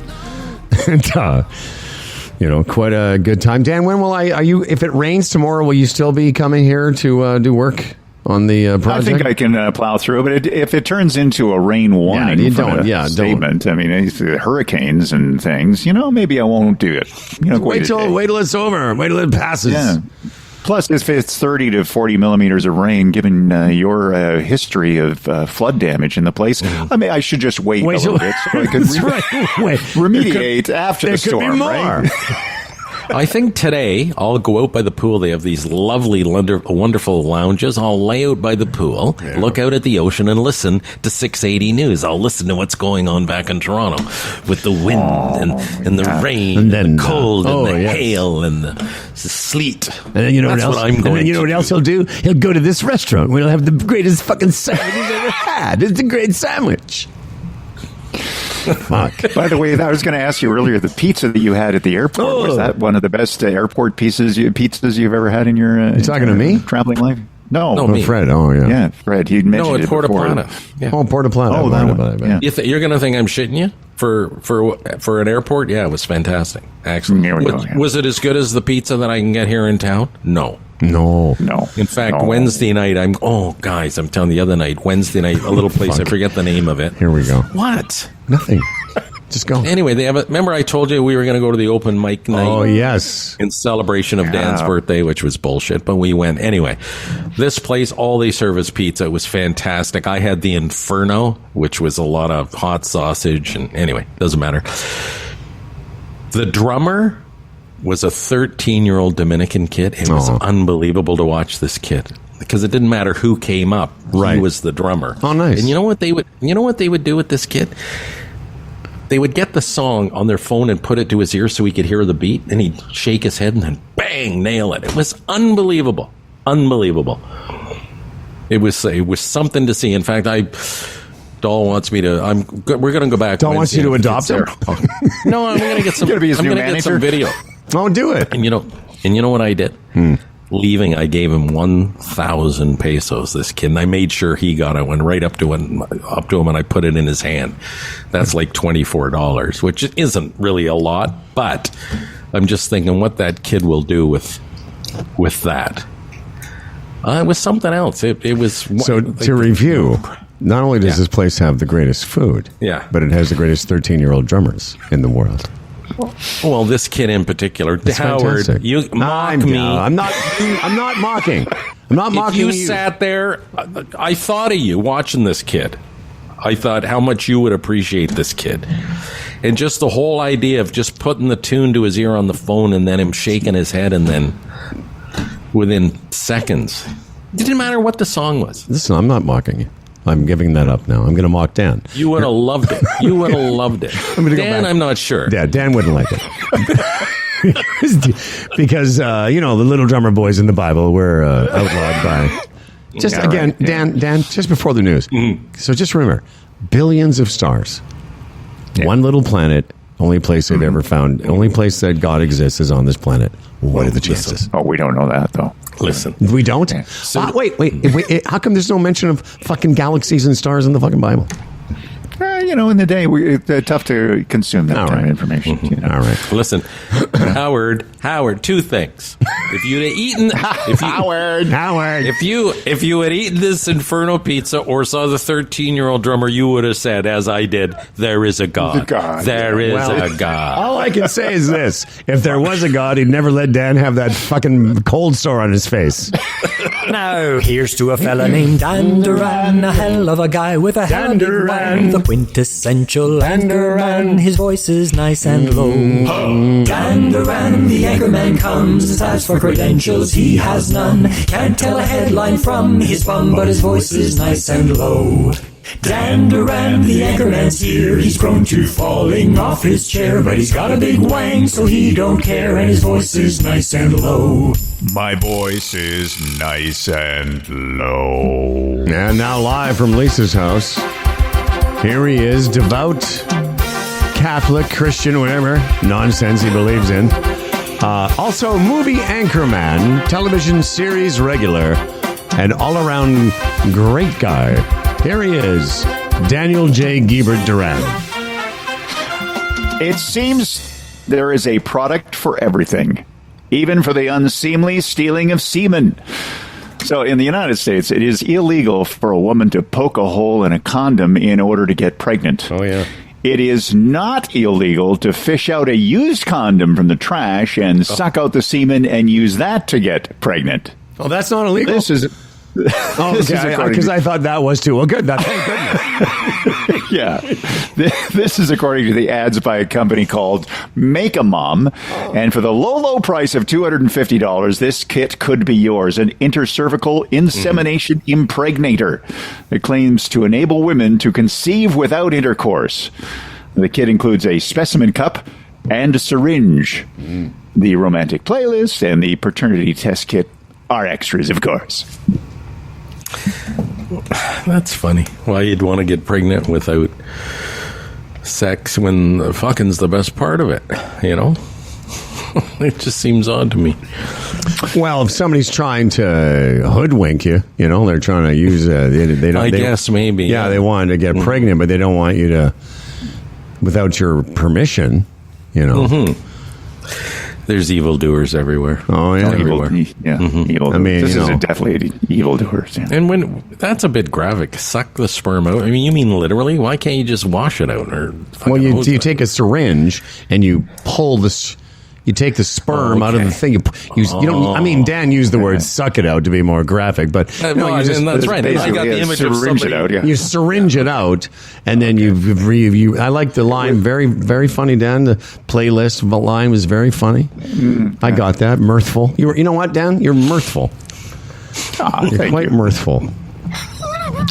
I mean, there's all kinds of evildoers out there trying to hoodwink young men into giving up the sperm without, and then why? But to be serious, now why would you want to take somebody's sperm and make them the father of your kid when they didn't want to be? Well, it's maybe there's a income imbalance between the two people, or maybe there's just somebody who just really can't have children based on their attractiveness or something. So everybody has a story. Dan is. So what you mean like fat people? You don't like because you don't think fat people should get pregnant? No, I'm not saying anything like that. Oh, okay. I'm just saying that maybe somebody doesn't have, wants the sperm of someone who's extremely attractive in their somewhat unattractive. Yeah, but how did they get the sperm? What are they just? Well, they follow the other person around. Evildoers. They it's an evildoer thing. You got to get into the evildoer mind. There's evildoers everywhere. Wow. So you're saying ugly people are following attractive people and around and stealing their sperm out of discarded condoms. Wow. Right. Well, I think we've learned a lot about everybody today. No, I know. I'm still digesting it. It's a lot. All right, tomorrow on the show, we're going to talk to that guy. It's emergency medical dude, Brad Hopper. Also, Mike Kazarian will be here. Always looking forward to that. And am I correct about that? Hang on a second. Is that tomorrow? Sherpa and Mike? It's a full slate. It's the Sherpa, it's Kazarian. Yeah, well, it says it here, and I think because we had to, I know why, because we had to move Mike, and we're going to do it anyway. Okay, we're just going to do it. We had a rocky start. We're just going to, you know what? We'll make it as entertaining as we can. You know what I was going to ask you guys? Yes, Daniel. The whole April 1st, April Fool's thing went by me. I didn't even realize it was April Fool's Day yesterday at any point whatsoever. And then I realized today, that was yesterday. Did you hear of any little pranky things going on? Or the only thing I saw, and I was momentarily sucked in, there was a story on Twitter about the PGA Tour golfer Rory McIlroy had signed with the Renegade League, the Live League, and was going to be going to Live as soon as the Masters was over. And then April Fools. That was the only one I saw. Did you take part in any April Fool's jokes in Cabaret? No. Cabaret? No, I tried one on Doug. There's been this cat hanging around, and the odd time it comes in the door when we leave it open, and I come out and said, "Hey, that cat came in the window last night and jumped right on my bed." And he said, "April Fools," and that was the extent of it. It was very low key, minor. So but it's so that was your thing. Like the cat jumped on your bed. Why would he care? Mm-hmm. Because he wanted the cat to stay out of the condo. Because he was afraid if it's flea bitten, like had lots of fleas. But I'm surprised with you. Like you usually have a high level of prank Q, PQ. I call it. Your prank Q. Kind of lame. Well, I was going to say for you, I thought you were going to say, "Hey, that cat, I saw it. It's fucking dead," so, or something like that. Yeah. No. I think in this context it worked a bit because he really didn't want the cat in the condo. A couple of times I walked in, I said, "It'll walk in, it'll walk out," and he said, "Yeah, but what if it's got fleas in it?" Right. And then I'm thinking, "Ooh, okay, yeah, that's a good point." So that sort of heightened the issue, and that's why I threw that one at him. But he got you right away. He knew right away. He knew.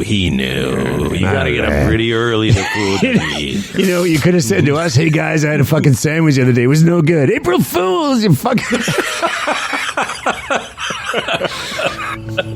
Dan, I just have one last question for you. Mm-hmm. Did you have a good time today? Oh, yeah, I had a great time. Yeah, me here. Me here too. Dad. Me here too. Me here. This episode of Humble and Fred was brought to you by the Retirement Sherpa, the Chambers Plan, Boron One, Bodog, and Lender's Choice Mortgages. For contests and comments, we do read all of our emails. We take them aside, we read them, in our just before going to bed. Humble and Fred at humbleandfredradio.com. Humble and Fred at humbleandfredradio.com. And here's something you can do to help us out. Tell your friends, subscribe to the podcast, share an episode, rate the podcast. For Humble and Fred, from the Insert Your Name Here Zoom Theater, I'm Me Here Too, Dan Duran. And remember, enjoy every goddamn day. Where's that?